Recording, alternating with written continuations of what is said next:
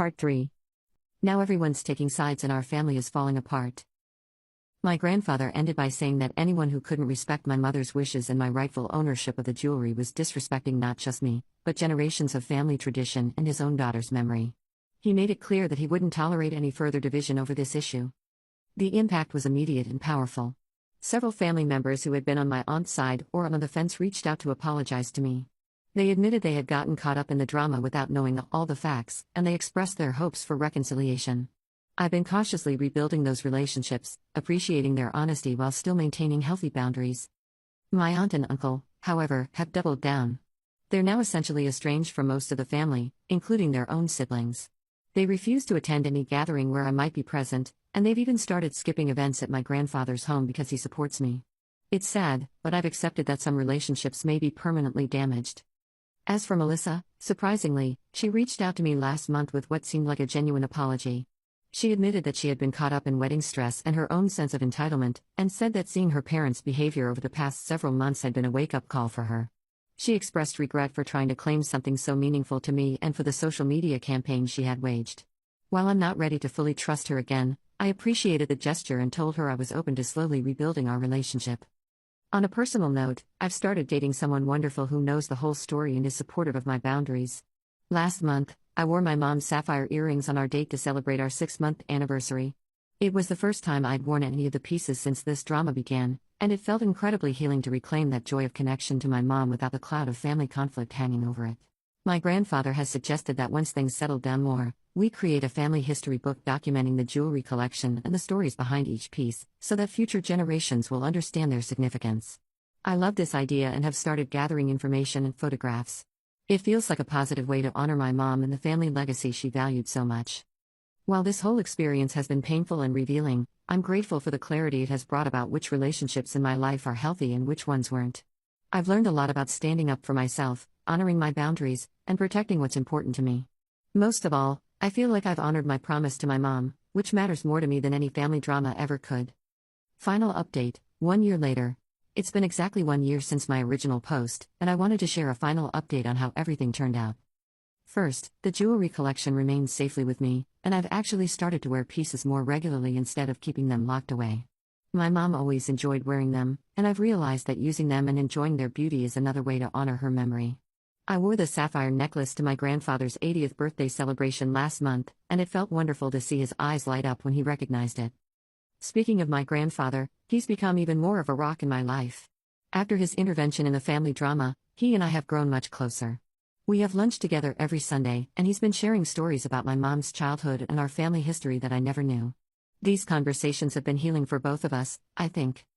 As for the family division, things have largely settled into a new normal. Most of the extended family has moved past the drama and relationships have been repaired, though with more clearly defined boundaries on my part. Family gatherings are less tense now, though there's still an elephant in the room when certain topics come up. My aunt and uncle remain estranged from me and most of the family. They refused all attempts at mediation or reconciliation and have essentially isolated themselves. It's sad, but I've accepted that this is their choice. My supportive aunt tells me they still occasionally make bitter comments about the jewelry situation, but most people just change the subject when they start up. The most surprising development has been my relationship with Melissa. After her initial apology 6 months ago, we've slowly rebuilt some trust. She revealed during a heart-to-heart conversation that her parents had been feeding her lies about me and the jewelry situation for years, filling her head with stories about how my mom had promised the jewelry would be shared. She admitted she'd been raised with a sense of entitlement to family possessions and had never questioned her parents' narrative until everything blew up so publicly. While we're not best friends, Melissa and I have reached a place of mutual respect. She's been making efforts to establish independence from her parents' toxic influence, even moving to a different city with her husband to get some distance.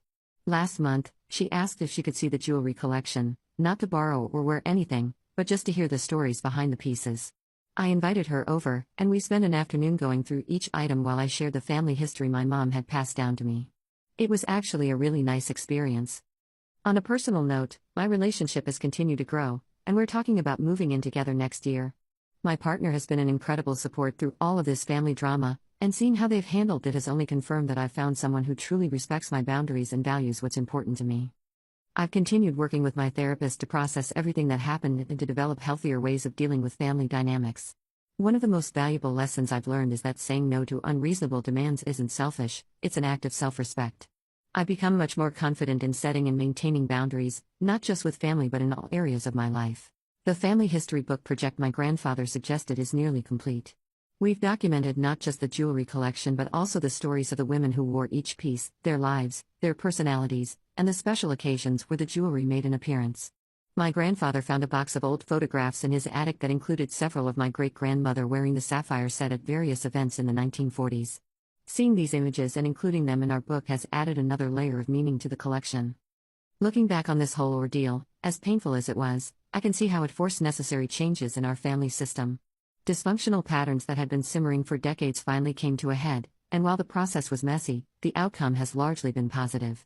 Those who were willing to respect boundaries and behave with integrity remained in my life, while those who weren't have naturally drifted away. Most importantly, I feel at peace with how I've honored my mother's wishes. I know without a doubt that she would be proud of how I've protected what she entrusted to me, while also finding joy in the pieces rather than just keeping them locked away. Someday, I hope to pass these treasures on to my own children, along with all the stories and history they carry. Thank you to everyone who supported me through this journey. Your advice and encouragement truly helped me navigate one of the most challenging family situations I've ever faced. If there's one thing I would share with others going through similar family conflicts, it's this: stand firm in what you know is right, surround yourself with supportive people, and remember that sometimes the healthiest family is the one you create for yourself, not necessarily the one you were born into.